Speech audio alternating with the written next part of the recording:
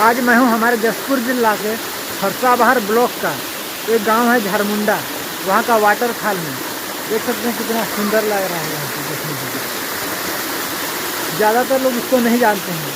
अगर बरसात के दिनों में आप लोग बूढ़ा पहाड़ आ रहे हैं तो यहाँ भी आ सकते हैं देखने के लिए। बूढ़ा पहाड़ से लगभग 1.5-2 किलोमीटर दूर पमसाला तपकरा रोड में घाटी के पास एक राइट साइड में रास्ता बना हुआ है झाड़ियों के बीच में।